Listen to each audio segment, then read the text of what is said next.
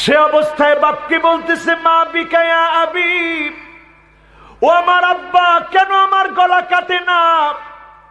ছুরির সঙ্গে আপনার কি সম্পর্ক হয়েছে? গলা কেন কাটে না? ফাদাক্কাতিল মালাইকাতু ফিস সামা, ফেরেশতারা আকাশের ভিতরে চিৎকার করা শুরু করলেন, আল্লাহুম্মা আরহাম শাইখাল কাবীর ওয়াফদি আনহু তিফলাস সাগীর। আয় আল্লাহ, বৃদ্ধ মানুষটাকে একটু দয়া দেন, ছোট্ট বাচ্চাটাকে একটু রহম করেন। এমন পরীক্ষা আল্লাহ নিলেন। এই পরীক্ষার মধ্য দিয়ে নবী ইব্রাহিম আলাইহিস সালামকে যিনি খলিলুল্লাহ বানায় দিলেন, তিনি কে? ছোট কালি ছুরির নিচে গলা পড়ে গেছে, যে কোনো মুহূর্তে গলা আগলা হয়ে যেতে পারে, জবাই হয়ে যেতে পারে, এমন পরীক্ষা। তারপরেও এক চুল পরীক্ষা থেকে নড়ে নাই। এই জন্য নবী ইসমাঈল আলাইহিস সালামকে ছোটবেলাতেই যিনি জবিহুল্লাহ বানায় দিয়েছেন, তিনি কে? মুসা আলাইহিস সালাম যে কোনো বিপদে পড়ে আল্লাহর সঙ্গে কথা বলতেন। এজন্য মুসা আলাইহিস সালামকে যিনি কালিমুল্লাহ বানায় দিয়েছে, তিনি কে? তুর পাহাড়ে অনেকবার কথা বলছেন মুসা আলাইহিস সালাম। একবার কথা বলতে গেছে, এক জায়গায় দেখে নূর। মুসা আলাইহিস সালাম মনে করছে আগুন মনে হয়, গেছে ওইখানে, যে কিরে আগুন দেখা যায়। স্ত্রী তখন গর্ভবতী, গেছে সেখানে, গিয়ে একটু আগুন নিয়ে আসবে। আল্লাহ বলে, নবী মুসা, এটা আগুন টাগুন কিচ্ছু না, ফাখলা নালাইক, তোমার জুতা খুলে ফেলো, ইন্নাকা বিল ওয়াদিল মুকাদ্দাসি তুয়া, তুমি একটা পবিত্র উপত্যকার মধ্যে আছো। জোরে বলেন আল্লাহু আকবার। নবী মুসা আলাইহিস সালামকে আল্লাহ তাআলা জুতা খুলে ফেলতে বললেন। এই যে কথোপকথন শুরু হলো, কার সাথে? কার? মুসা আলাইহিস সালামের সাথে। কার? মুসা আলাইহিস সালাম ছিলেন কালিমুল্লাহ। একদিন তিনি বললেন, আল্লাহ আপনাকে দেখতে চায়। আল্লাহ বললেন, কশিন কালেও দেখতে পারবে না। লান তারানি, কশিন কালেও দেখতে পারবে না।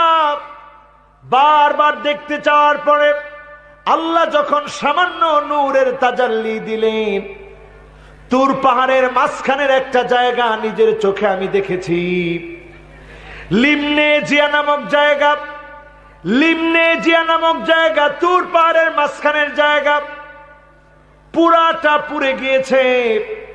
ফাখাররা মুসা সাইকা, মুসা আলাইহিস সালাম অজ্ঞান হয়ে গিয়েছে। জ্ঞান যখন ফিরেছে, তখন তিনি বুঝলেন যাকে চর্মচক্ষু দিয়ে দেখা যায় না, তিনি কে? আমার ভাইরা চিন্তা করেন, পরীক্ষা দেওয়ার মধ্য দিয়ে যিনি জান্নাতের জন্য আমাদেরকে তৈরি করছেন, তিনি কে? আজকের দিনেও দেখবেন যারা সবচেয়ে বেশি মাজলুম, যারা ঘুমাতে পারে না, যারা টিকতে পারে না, যাদের উপরে অত্যাচার হচ্ছে, বুঝে নিতে হবে তাদেরকে যিনি ভালোবেসে ফেলেছেন, তিনি কে? আমার রাসূলকে আল্লাহ পছন্দ করেছেন, বারবার পরীক্ষা নিয়েছেন। নবীজিকে আল্লাহ হাবিবুল্লাহ বানায় দিয়েছেন। আমাদেরকে যখন আমাদের মালিক পছন্দ করবে, মাঝে মাঝে জেল হবে, জুলুম হবে, নির্যাতন হবে, কষ্ট আসবে, নানা যন্ত্রণার মধ্য দিয়ে কণ্টকাকীর্ণ পথ মারিয়ে দিন বিজয়ের জন্য যখন আপনি স্বপ্ন দেখবেন, মানিক বাররাত কদামাহু ফি সাবিলিল্লাহ, একটা পা যদি আল্লাহর দিন বিজয়ের জন্য আপনি দিয়ে থাকেন, পাটা যদি ধুলায় দূষিত হয়, আল্লাহর কসম নবীজি বলেন, হারামাহুল্লাহু আলাইহিন নার, ওই পায়ের জন্য যিনি জাহান্নামের আগুন হারাম বানায় দিবেন, তিনি কে? কি মনে করছে? তার মানে কষ্ট আসবে, যন্ত্রণা থাকবে।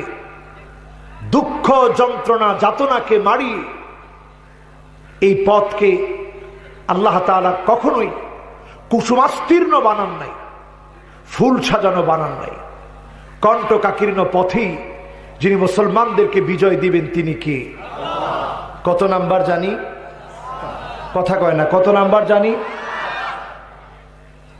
আর পাঁচটা কি বলবো না? থাক, কষ্ট হয়ে গেছে, মেলা কষ্ট হচ্ছে। বলবো? মাশাআল্লাহ। 6 নম্বরে আমার ভাইরা,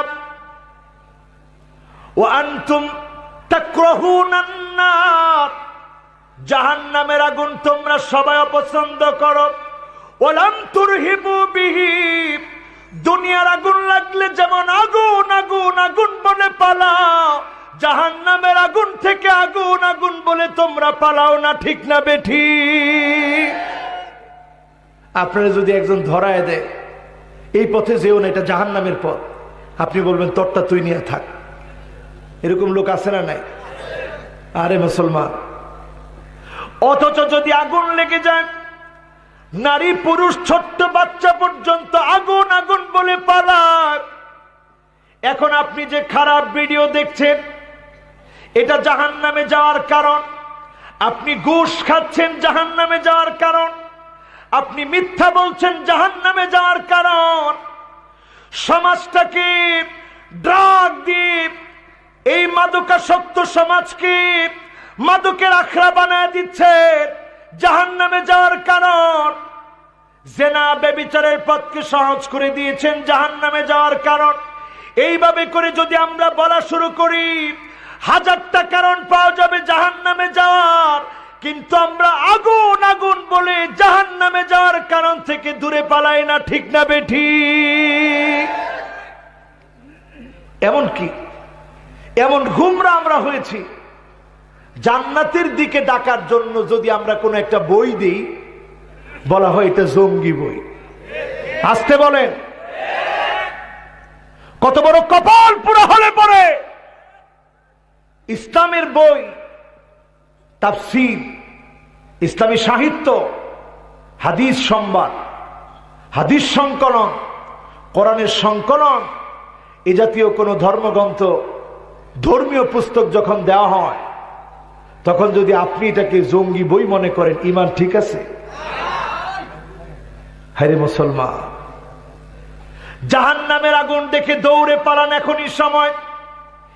এমন সময় হয়তো আপনি চোখে দেখবেন, হঠাৎ করে আর আলো দেখবেন না, অন্ধকার এসে পড়বে। 40 দিন পৃথিবী অন্ধকার থাকবে। চিৎকার করে দল মত নির্বিশেষে অমুসলিমরা পর্যন্ত বলবে, রব্বানা কশিফ আন্নাল আযাব, ও আল্লাহ আযাব থেকে বাঁচাও, অন্ধকার দূর করো। আর অন্ধকারে টিকতে পারতেছি না, চিল্লায় বলেন আল্লাহু আকবার। মুসলমান, এই সময় তো সামনে আসবে। আপনি মনে করছেন করোনাই শেষ? করোনা কিন্তু এখনো শেষ না। সারা দুনিয়া তটস্থ হয়ে গেছে করোনার ভয়ে। গতকালকে দেখছি 24 লাখ, আজকে সার্চ দিয়ে দেখি 25 লাখের বেশি মানুষ দুনিয়া থেকে মারা গিয়েছে।